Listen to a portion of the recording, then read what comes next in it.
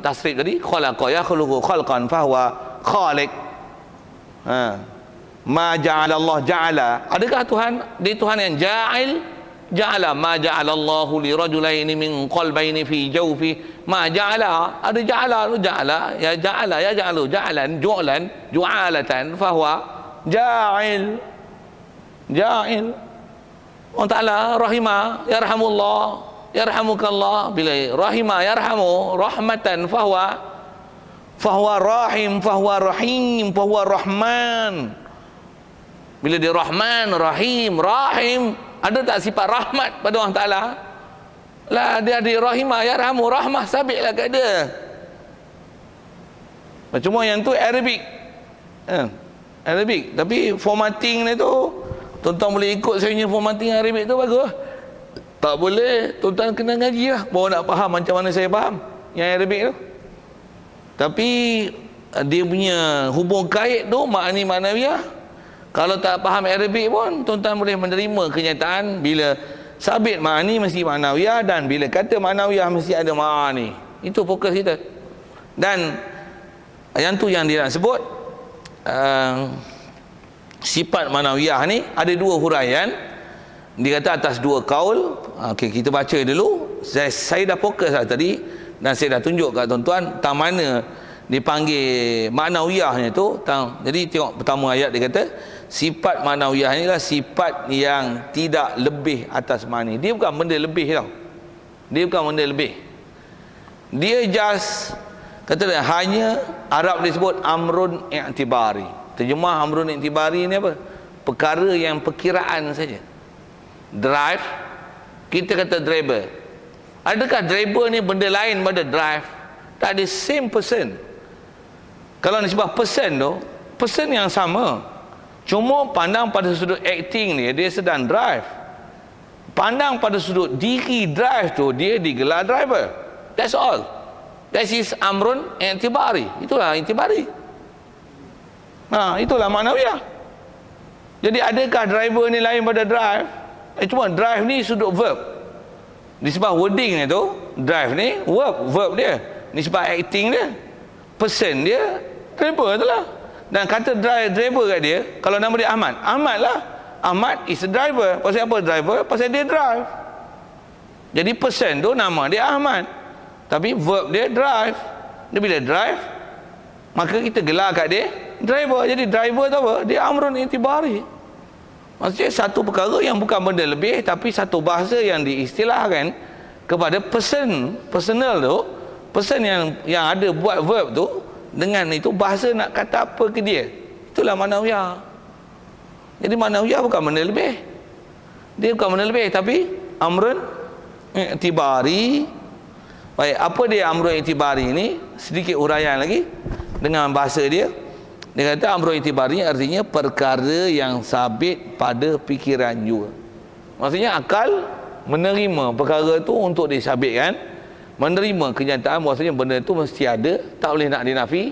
Nafi, saya dah sebut tadi, very stupid fellas, cannot understand nothing about language and cannot think about this very simple thing about language, cannot understand. Oh, very stupid fellas. Itu kot. Boleh? Are you stupid fellas or well educated fellas? Semua tak nak mengaku stupid kan, so you must understand this lah kan. Okey, saja guna bahasa itu.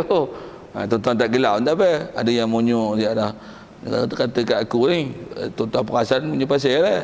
Apa cerita ni? Yang tu dia kata perkara yang sabit pada fikiran juga. Dan nisbah lihat tidak dapat dilihat dengan mata. Nak lihat driver tu, maksudnya kalau Ahmad, Ahmad tu kita boleh tengok. Drive tu, perbuatan drive dia dah buat. Driver tu gelaran diberi pada dia bila dia drive. Yang kita tengok Ahmad tau, person yang nama Ahmad tu dikatakan driver dia.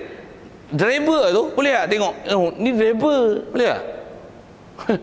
Benda tu kan boleh nampak lah. Driver kan boleh nampak. Kita nak cerita ni driver hak tu, bukan driver yang duk driver tu. Person yang kita kata dia driver bila drive. Nah, kalau telah contoh nama dia Ahmad. Ahmad is a driver. Jadi Ahmad tu kita nampak, Ahmad tu kita nampak lah, tapi driver tu nampak, driver tu. Driver bukan boleh nampak, dia lah amrun i'tibari. Itulah dipanggil amrun i'tibari. Ha? Perbuatan pun bukan nampak, kita bukan nampak perbuatan, kita nampak orang. Betul. Jadi yang sabit apa? Drive. Work nanti dia punya verb tu. Bila drive mesti driver. Siap. Itulah. Nah, saya nak syarahkan. Tu saya cerita tu semua tuan-tuan adalah nak cerita kat tuan-tuan amrun i'tibari. Amrun i'tibari. Ada soal tu. Baik. Tuan-tuan faham ni tuan-tuan, tuan-tuan faham satu format Quran. Apa dia? Memahamkan lafaz Quran, tuan-tuan boleh faham sifat ma'ani daripada maknawiyah.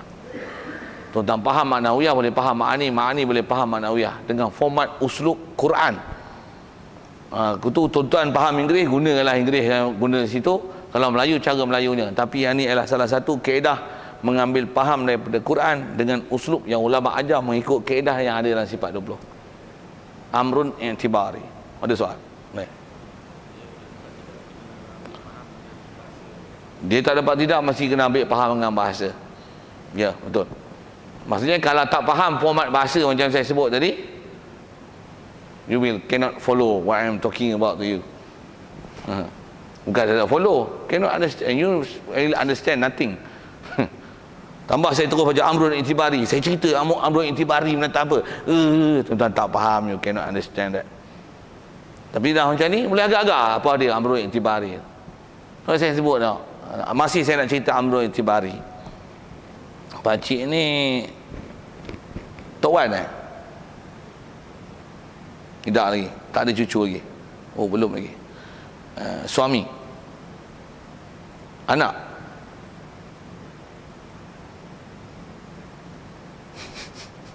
cucu. Apa je soalan ni? Anak, cucu lah, suami lah. Kalau ada cucu, Tok Wan tak? Yelah, tak jadi Tok Wan lagi kan. Kalau ada cucu, Tok Wan tak? Ada cicit, moyang. Bila jadi pengurusi masjid, pengurusi imam, Bilal. Banyaknya jawatan dia. Macam mana dia anak tapi dia ialah bapa? Jawab. Dengar, itulah amrun i'tibari. Pasal apa kata anak? Anak ni pandang pada sudut dia ada ayah, dia anak kan. Pasal apa kata cucu kat dia? Cucu dengan iktibar dia ada tok wan ada cucu kan. Bukan dia tok ke? Tok dengan cucu dia ada tok lah weh. Bukan suami ke? Dengan bini suami. That's all. Nampak cucu nampak? Nampak cucu? Nampak? Nampak anak? Boleh tak nafi? Pasal apa tak boleh nafi? Dia amrun i'tibari. Nisbah syai'. Dia nisbah mesti nisbah baina juz'ain, baina kalimatain. Nisbah antara dua perkara. Dia bila ada istilah nisbah baina dua perkara, baina lafzain, antara dua lafaz, dia akan jadi tu tawafuq, taraduf, tabayun. Saya nak cerita tu panjang ni kan. Saya memang ngaji tu. Tak ngaji tu tak boleh faham apa nak bicara ni, nak cerita amrun i'tibari ni. Dia mesti i'tibari. I'tibar. Mana? Jadi kalau kata bukan, kalau kata sebut pergi lah duda ke? Duda pandang suami isteri yang dah mati. Yang ni bukan suami suami dengan suami isteri yang sedang ada. Kalau tanya orang perempuan pula, bukan madu kan? Madu dengan iktibar suami nak kahwin seorang lagi. Boleh boleh kata boh je. Nak bagi contoh tu kan, nak bagi contoh bahasa yang dipanggil amrun i'tibari tu apa? Kita hidup lah sekarang. Hidup dengan iktibar roh ada, kita mati nanti. Macam mana boleh kata mati pula? Mati bila roh dah tak ada pada kita. Tu apa? Amrun i'tibari. Kita tengok orang mati tu, nampaklah mati dia. Matilah. Benda yang sabit dengan akal mesti kata. Tapi bukan boleh tengok mati. Tengok batang tubuh dia. Apa dia? I'tibari. Pandang pada sudut roh tak ada kat dia. Sekarang dah tak bernyawa dah. Tak ada roh dah. I'tibari, mati. Mati tu. Mayyit, yang mati. Bila fi'il madhi dia mata. Mata yamutu maut. Jadi ada sifat maut pada dia. Fahuwa mayyit. Dia ialah mayat. Tuan-tuan boleh follow saya punya bahasa tu, bahasa Arab. Kalau tuan-tuan mengaji Arab, memang tuan-tuan boleh ikut saya cakap apa.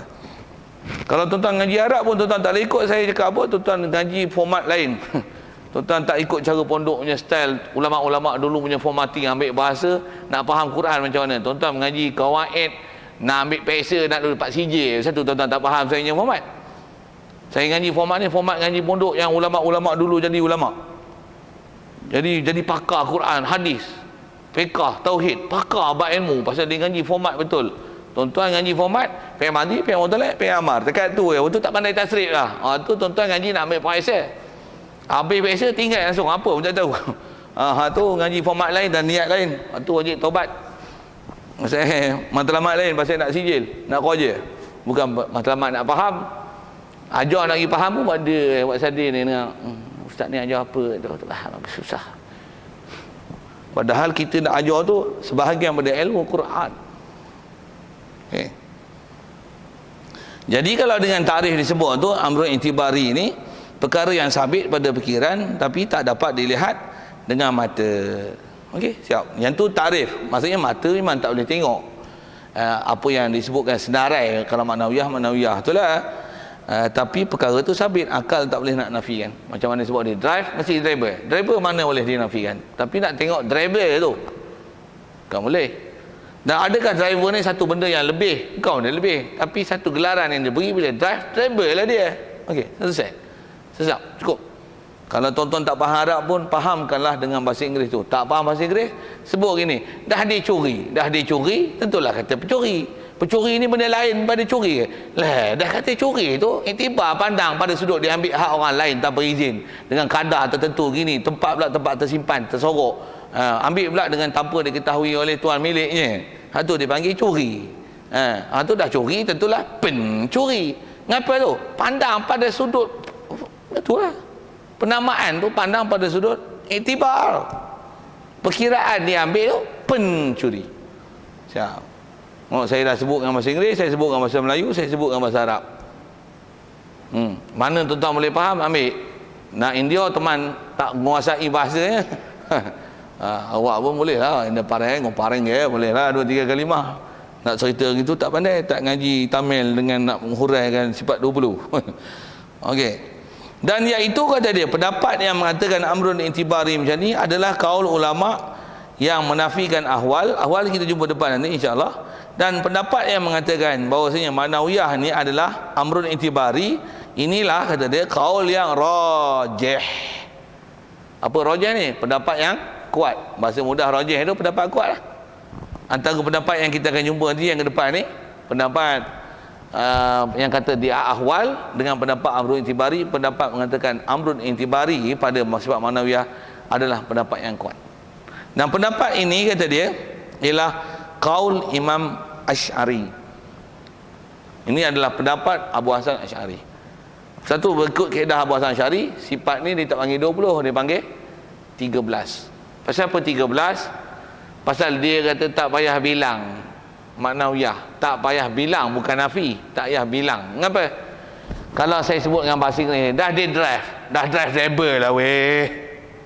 Dia orang taklah ada ilmu alim lah, dah kutat qadir, iradat murid. Dia pasal well educated person dan dia faham dia sirah nisbah talazum, satu dia ambil kaedah tu. Lagipun kalau saya tak sebut dengan bahasa Arab amrun intibari pun, dengan bahasa Inggeris tadi, bila dia cook tak panggil tak cooker? Mesti tak? Bila drive panggil driver? Mesti tak? Screw driver. Siapa nak drive screw in the wood ke, in the wall ke? To drive screw in, panggil screw driver. Screw untuk drive kan dia masuk dalam. Bukan driver itu bekas steering. Screw driver saja saya nak syarahkan screw driver. Kalau tuan-tuan tak pernah dengar syarahan screw driver tu. Kalau faham bagus lah. Apa saya sebut lagi? Itu juga blender dah blender lah. Right, printer. Print nak print pakai apa? Takkan print pakai keyboard. Printer. Alah. Tu itulah pendapat Abu Hasan Asy'ari. Oh taklah dia ada ilmu. Dah ilmu alim lah. Tak sebut alim lah. Dah ilmu alim lah weh. Tu pendapat Abu Hasan Asy'ari tu. Tu yang dia tak payah bilang sifat ma'nawiyah, cukup dengan ma'ani. Pasal apa? Siapa tak faham ma'nawiyah daripada ma'ani, alamak, very stupid palace. Very stupid fellows cannot understand any language, even in Malaysia, in Arabic, even in English, cannot understand nothing. No language they understand. Ni orang keluar hutan apa? Okey. Yang tu yang angkanya jadi sifat 13. Pasal apa? Well adequate person. Sebut makna ni, terus faham ma'nawiyah. Okey, siap.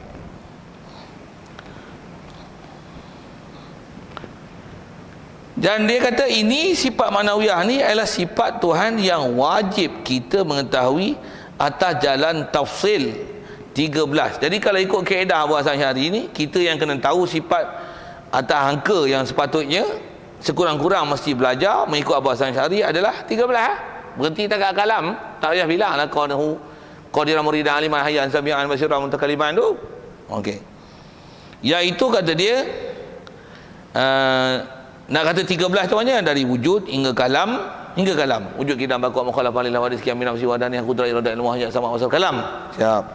Dan yang baki tu mana? Yang ma'nawiyah yang dikata amrul itibari tu. Macam ni je kaedah dia. Macam mana? Begini juga kita intiqad. Apa dia? Iaitu nak pegang sifat ma'nawiyah di atas tak bilang, di atas kaedah Abu Hasan Asy'ari yang kata 13 ni, macam ni. Iaitu kata dia sifat ma'nawiyah yang 7 ialah sifat kesempurnaan bagi Allah. Sifat kesempurnaan bagi Allah. Allah pasti sempurna, dia tak akan kurang. Dah sabit makni, tentulah sifat ma'nawiyah. Kalau tak baca bahasa sifat ma'nawiyah pun, Allah Ta'ala dah ada sifat makni, tentulah sabit pada dia apa-apa sifat kesempurnaan. Bila dah ilmu tentulah alim, dah kudrat tentulah qadir, dah iradat tentulah murid. Dia di-create tentulah dia creator. Bila dia origin tentulah dia originator. Apa-apa semua lah. Saya nak sebut orang putih pun boleh ada 2-3 kad kan. Tak hafal semua dengan bahasa Inggeris kan. Kok tuan-tuan hafal boleh bantu-bantu saya. Baik. Jadi dia ialah sifat kesempurnaan bagi Allah Ta'ala. Dan inilah maksud wajib kita tahu dengan ijmal. Ijmal tu maksudnya ringkas. Apa dia? Allah Ta'ala sifat sempurna. Antaranya ma'nawiyah. Cukup. Bilang tak pandai bilang teman. Tapi tak pandai ni cacat juga lah. Tu yang kita tak banyak pakai Abu Hasan Asy'ari, tapi ambil Abu Mansur Maturidi. Pasal bilang pun orang kata sifat 20 ke sifat 13. Sifat 20. Pasal apa? Itu yang masyhur. Yang rajih 13. Okey. Kalau tuan-tuan nak ambil mana? 13 20. Tak pakai 20 siap dah. Okey. Macam mana pun tu yang dah pakai 20 sikit kata gini. Ngapa kan remaknya ulama kita ambil 20? Dengar saya sebut. Terus saya dah cerita kat tuan-tuan macam ni pun tuan-tuan nak faham terhegeh-hegeh. Susahnya nak faham. Kalau bubuh 13 takut dinafi ya, hak 7 lagi tu. Di atas bahaya akan menafi tu, baik bilang 20 senang, siapa pun tak nafi. Sebut 20, sebut 13, takut dia faham 13, dia nafi 7 lagi. Mana dia pula? 13 aja aku tak pernah jumpa kata dia sampai 20. Merepet. Merepet tu bahaya tu. Bahaya. Pasal sepatutnya dah ilmu alim lah. Sepatutnya mestinya tu dah drive, mestilah driver. Kalau sebut dengan perkaitan bahasa Inggeris tadi tu, dah dia create, tentulah creator. Kita dia create lah. Apa creator pandai-pandai lah, menambah bahasa lah. Le tu takut salah akidah tu. Payah sangat itu apa? Hentam 20. Abu Mansur Maturidi. Bagus tak ulama? Bagus tak? Dia dah selamat yang kita dengan akidah supaya jangan silap. Tu pun tak mau ngaji lagi. Tu belagak pula konon dengar saya sebut. Ini kita ngaji kita jawi kan. Kitab Jawi yang telah dia murnikan, dia mudahkan bahasa dengan huraian. Saya dah bagi tuan-tuan dengan contoh. Kalau nisbah saya dah bagi dengan bahasa Inggeris, saya dah bagi dengan bahasa Melayu. Arab memang tuan-tuan tumpah tak faham pasal tuan-tuan tak ngaji Arab. Saya sure punya YouTube memang macam tu punya keadaan tuan-tuan. Arab yang macam tu tuan-tuan tak boleh faham. Saya bagi bahasa Inggeris dengan bahasa Melayu pun tuan-tuan tak apa nak boleh faham. Bayang tuan-tuan, ada orang tak mau langsung pakai yang kita ngaji kitab macam ni. Dia terus nak directly faham Quran dengan hadis. Okey tak? Impossible. Kalau dengan tengok kaedahnya impossible, he can understand what is in Quran and Hadith. Why? Because he has no language at all about Arabic. How can he understand? He can understand Arab and Quran yang bukan Arab Quran bodoh-bodoh tuan, tapi dengan Arab Quran yang literature, Arabic literature, sastra Arab. Macam mana boleh faham purely ambil Quran? Kalau saya ngaji, guru saya dia kata macam ni, macam mana kita nak selam dalam laut kalau berenang pun tak kerti? Nak berenang pula bukan laut Cina Selatan, bukan Selat Melaka, lautan Pacific and Atlantic, berbuh lautan Hindi. Nak berenang pun tak kerti, ni nak berenang dan menyelam lautan Atlantik dan lautan Hindi. Macam okey tak? Surely mampus karam, mati. Pasal apa? Berenang tanpa alat. You tak ada alat, you nak berenang. You tak pandai Arab, you nak masuk dalam Quran, you nak masuk dalam hadis, nak berenang. Mampus. Jamin mampus. Pasal apa? You tak ada alat nak masuk, nak bahas Quran dengan hadis. Alat tak ada. Terjemah dia. Terjemah ni. Terjemah macam ni kau tak faham, macam mana kau nak ambil bahan mentah? Kalau kena tipu dengan terjemah pun kau akan tertipu dengan terjemah pasal kau tak tahu apa maksud terjemah. Sikit ke sana. Bagi khususnya orang-orang yang tak mau main mengaji tu, tak mau mengaji sebab 20 ni, belagak kawan. Belagak ambil Quran hadis sepuk depan mereka tu. Baca. Bagi kitab tak ada baris tu, baca. Baris pun tak reti nak ambil faham kau ni. Tak pun baca kitab Jawi ni. Jawi kan. Jawi pun baca tak faham, macam mana nak faham Arab, nak faham. Boleh? Faham cara hujah tu. Baik. Selesai dah tu. Habis sikit lagi. Pasal dah sebut makni iktibari tu, tinggal awal lagi, tinggal sekentoi-kentoi nak cerita pula. Taklah teman. Ayo baca jelah lagi.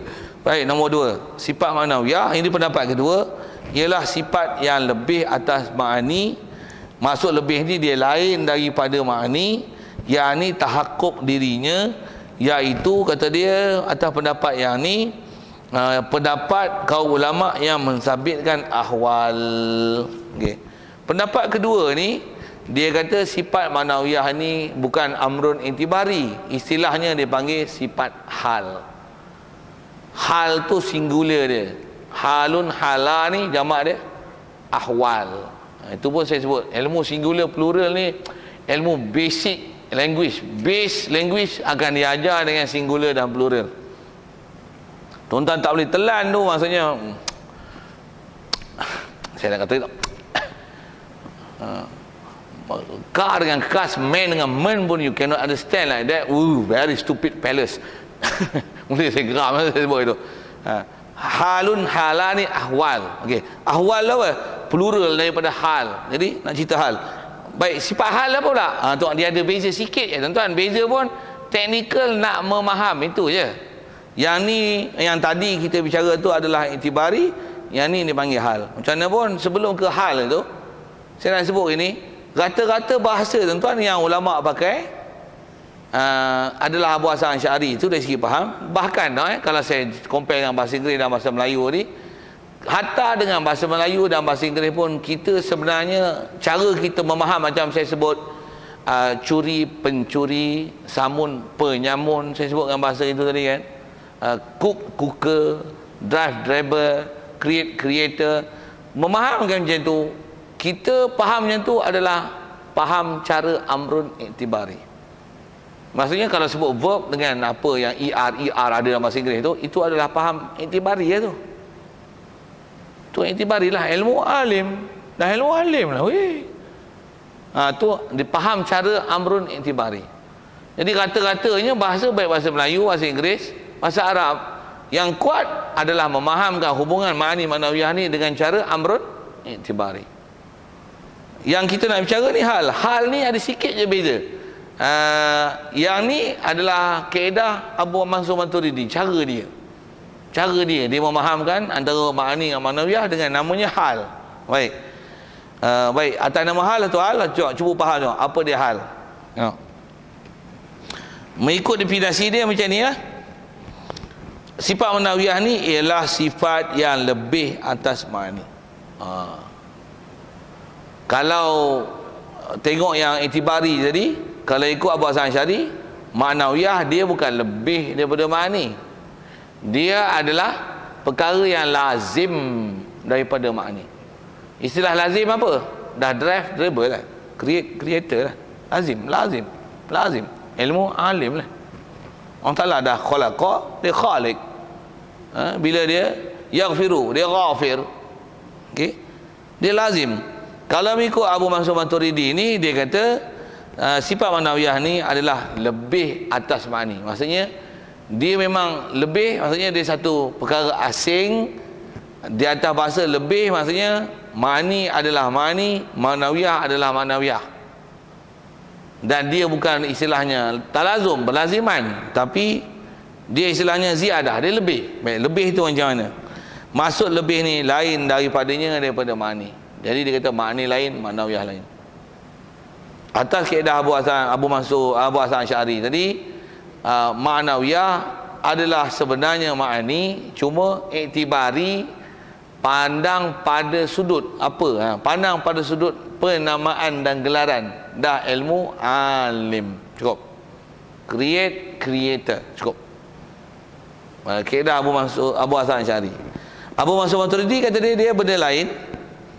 Baik, maksud lain tu apa? Yang ni tahakkuk dirinya, maksudnya memang diri ma'nawiyah tu ada satu sifat khas yang mesti disebut, yang dia adalah lain daripada ma'ani. Dia punya takrifnya tu. Baik, selesai. Satu dengan kaedah ma'nawiyah ni, mengikut Abu Mansur Maturidi, yang dia bilang kaunuhu. Kaedah bilang kaunuhu tu adalah kaedah Abu Mansur Maturidi. Saya selalu duk ajar, memang saya tak ajar dengan kaunuhu, saya akan ajar dengan ilmu alim. Faham ilmu alim adalah kaedah Abu Hasan Asy'ari. Bila ilmu kaunuhu aliman, mesti ada keadaan dia alim. Faham kaun, keadaan alim tu, keadaannya apa? Dah ilmu, tentulah ada keadaan alim. Sikit kalau saya sedar syarahkan tu, apa maksud keadaan alim mengikut Arab? Kaunuhu, mengikut Abu Mansur Maturidi, kaunuhu aliman tu maksudnya satu hal yang mesti dikata kepada sesiapa yang ada ilmu. Bila ada ilmu, tentulah ada satu hal yang mensabitkan ilmu di zat. Pasal ilmu sifat, Allah diri Allah zat, mestilah ada hal yang menghubung kaitkan antara sifat dan zat. Hal itulah kaunuhu, itulah hal mengikut kaedah Abu Mansur Maturidi. Cara huraiannya tu je, yang tu yang menyebabkan jadi berbeza. Hal tu. Baik, tentu dulu. Boleh follow, tak boleh follow? Hal tu. Boleh? Ya.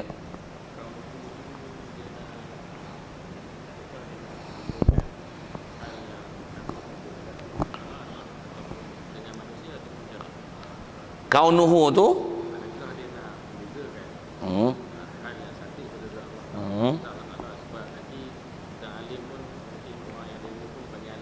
ya. Okey.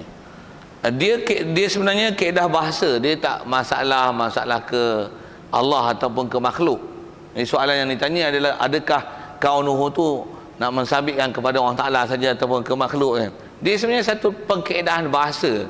Cuma adakah nak dikatakan dia kaun itu? Kalau macam tadi pun, kalau kita sebut dengan kaedah bahasa kan, curi, pencuri, memang nak sebut berkaitan curi dengan pen itu saja. Bila curi gelap, pen curi. Kuka. Allah Ta'ala bila dia yakhluqu, dia khalik. Bila ada khalik, ada khalqu, dia khalik. Ilmu alim. Di atas gunakan kaun, kataan kaun tu sajalah. Nak tackle kaun tu saja.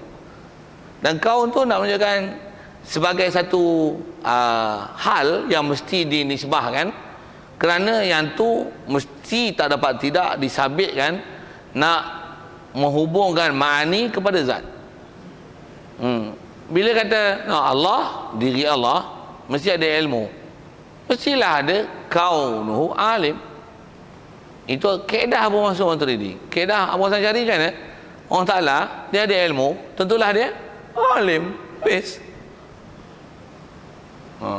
Saya faham, saya cakap apa, untuk tuan-tuan tak ikut saya, tak faham. Kaun dan intibari, itu intibari dan hal, itu saja. Tentu je lah bezanya. Itu sikit sangat. Tentu kalau orang kata apa nak beza sangat intibari dengan hal ni, kalau dengan bahas tu macam ni lah bahas ni. Kalau ambil mudah, dah ilmu alim lah, dah kuka lah. Tu Abu Hasan Asy'ari punya kaedah tu. Okey. Jadi kalau saya panjang sikit, ada orang bila dia tak faham bab ni, khususnya tak faham kaun-kaun tu, ada orang syarahkan macam ni. Yang ni yang saya banyak jumpa, dan banyak orang ngaji pun tak selesai. Yang ni yang disebabnya salah syarah makna. Dia taklah sesat jadi kafir, tapi itu bukan maksud. Ada orang kata macam ni, Allah Ta'ala kuasa. Okay, dia kuasa. Bila dia kuasa, tentulah keadaan dia berkuasa. Keadaan tu kaunuhu qadiran tu lah. Okey, Allah Ta'ala bila dia kuasa, tentulah ada keadaan dia kuasa. Keadaan dia kuasa macam mana? Dia buat langit, dia buat bumi, dia buat bintang, dia buat cakrawala, dia buat jin, dia buat malaikat yang ramainya, dia buat binatang, dia buat tumbuhan yang besar-besar tu hal, yang kecil-kecil organisme. Allah Ta'ala ni bila dia kuasa, tentulah ada keadaan dia kuasa. Jadi keadaan tu dihuraikan dengan perbuatan.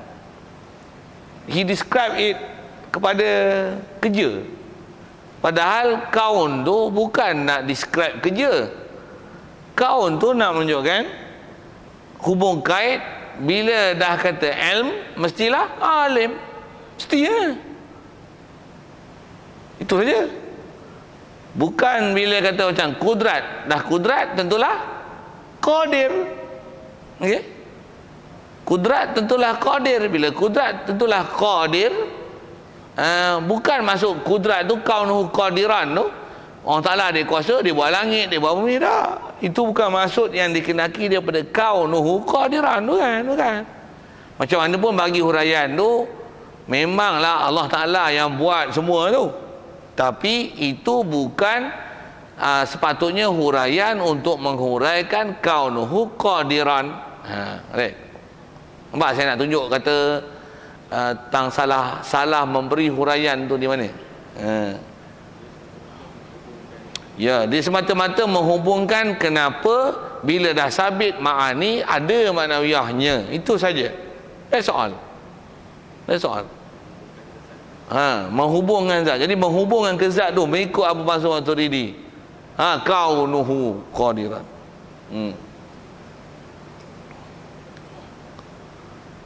Ada lagi soal tu? Ya.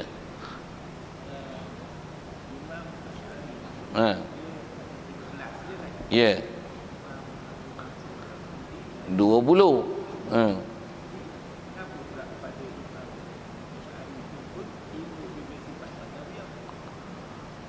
Manawiyah tu timbul juga kerana memang manawiyah tak boleh nak dinafi walaupun tak dihitung. Boleh? Dia tetap ada walaupun tak dihitung. Macam kalau sebut kata he drive the car, tak faham ke dia drive, dia duduk driver lah ni? Tak payah sebut driver, being understood already.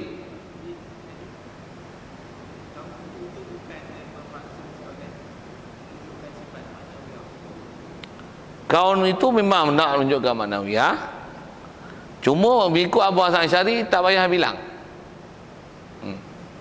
Cukup dengan ilmu, dah ilmu alim itu boleh. Di situ yang kenapa tak payah bilang tu. Satu ayat dia bagi betul tentang ni. Dia mengikut Abu Hasan Asy'ari 13 tu, dia cuma tak bilang, maksudnya tak bilang asing. Dia bukan menafi sifat manawiyah. Tentu kena jaga.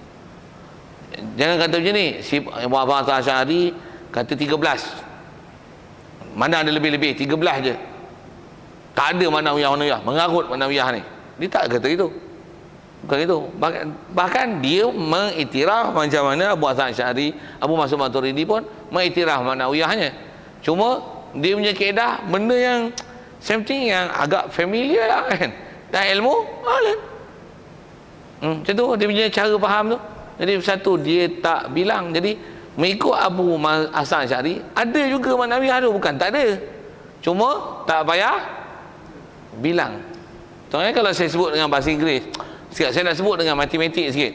Nak kata benda tu ada, tak payah sebut. Bukan maksudnya dia nafi. 10 misalnya. Dengan pecahan 10/1. Betul tak? Tapi tak tahu matematik kalau diam je lah. 10 ialah 10/1 tu. Buang per 1 tu 10. Adakah 10 tu 10/1? Tu tahu siapa tak tulis? Lah dah 10 tu kalau pecahan 10/1 lah. 10 itu ialah 10.0. Betul? Buang perpuluhan kosong tu 10. Siapa tak sebut perpuluhan kosong? Tak ada perpuluhan kosong lah. Taklah macam tu. Tapi dah 10 tu. Kalau perpuluhan 10.0 lah. Boleh kot. Sagi-sagi gede-gede yang itu. Nak menunjukkan being understood macam tu. Macam mana matematik kita punya kefahaman macam tu. Saya tahu dah pasal saya tahu matematik. Saya kelas sains dulu. Saya tahu matematik tak bahan pun saya tahu. Satu saya sebut tu. Kalau gandaan lah 10 berarti 10 ganda 1. Untuk tak tulis pun 10 ganda 1. 10 tu maksudnya 10 ganda 1 lah. Betul kan? Kalau nak tulis semua 10 ganda 1.0 per 1. Buat semak. Mengikut Abu Hasan Asy'ari buat semak. Tapi tengok ada orang tak faham macam tu dalam bab matematik. Kita kena tasrihan 10 tolak 0.03. Dia blank, dia tak boleh buat. Kita kena describe dekat dia orang. 10 tolak 0.03 tu kena selesai macam ni tau. 10.000 tolak 0.003. Kena nyatakan 000 tu dengan perpuluhan 000. Baru dia nampak macam mana nak selesaikan tu. Akan dapat 9.997. Baru dia nampak macam mana dapat jawapan. Ada orang kena bagi describe macam tu. Describe yang macam tu lah Abu Mansur Maturidi. Boleh? Saja saya compare tu, bahasa Inggeris, matematik dia senang faham. Ni susah. Macam tu kot. Rasa saya jawab soalan tu. Boleh? Ada soalan lain?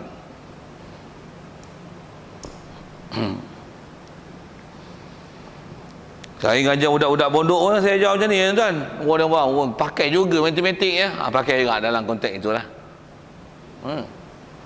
Saya ajar budak-budak cerdik lagi senang tuan. Saya ajar budak-budak Izzuddin macam ni juga saya ajar. Dia kata, apa ustaz susah maknawiyah mana ni? Nanti sekejap. Dia kata susah tu saya bagi hubungan bahasa sikit. Saya cerita sikit bahasa perpuluhan dengan pecahan. Dia kata ni, saya katok-katok sikit. Alah ustaz, senang je tu. Senang je saya nak tunjuk maknawiyah. Senang je tu. Cuma hampa tak bisa mengaji. Ya, senang je. Boleh faham. Satu bila tak faham tu, satu tak nak ambil faham. Kadang tak boleh nak faham. Maksudnya ada tak apa cerdik itu sikit. Itu sikit. Ada soalan lagi? Boleh. Saja saya nak habiskan juga, malas nak ulang. Saya tak mau ulang. Baik. Jadi kata dia mengikut kaedah hal ni, ini pendapat ulama yang mensabitkan ahwal lah. Inilah kaul yang masyhur sekarang ni. Pasal kita nak sebut 20-20. Dan pendapat 20 ni adalah Qadi ni ialah Qadi Hussein tak silap saya, kerana dalam bab tauhid ni. Dan Imam Al-Haramain dan Syekh Sanusi dalam matan Ummul Barahin. Cuma nama Imam Abu Mansur Maturidi tak disebut. Tak disebut tu pasal nama dia dengan tokoh-tokoh yang ada ni adalah agak terkebelakang berbanding dengan Imam Haramain, Syekh Sanusi, Qadi Hussein. Macam mana pun selalunya bila sebut Abu Mansur Maturidi, Abu Hasan Asy'ari, Abu Mansur Maturidi lah nama yang selalu disebut pasal dia punya format tu sama. Abu Hasan Asy'ari, Abu Mansur Maturidi. Pasal tu nama tu disebut. Berbanding dengan sebut Imam Haramain, Qadi Hussein, sebut tu orang tak boleh nak faham. Tak boleh nak ikut format tu. Baik. maka atas kaul ini sifat kaul ini kaul nilah, kalau atas sebut Maturidi itu Maturidi lah. Sifat yang wajib kita mengetahui atas jalan tafsil adalah 20 dengan ditambah akan 7 sifat maknawiyah ini atas 13 yang dahulu. Dan itulah yang kita dok pakai. Di Nisbah huraian dah selesai. Jadi insya-Allah nanti bab ke depan ni saya tak hurai Jangan dikata sifat maknawiyah yang 7 kita lalukan saja dengan apa dalam kitab. Lepas tu kaedah pendalilan nanti macam mana nak sabitkan maknawiyah daripada makni. Okay. Soal sekitar itu. Kita tangguh sifat maknawiyah yang 7. Ada soal?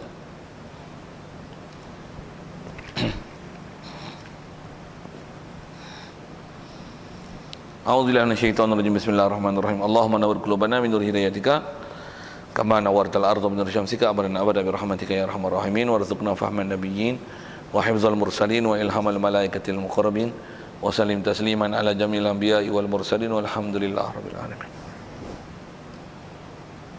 Assalamualaikum warahmatullahi wabarakatuh.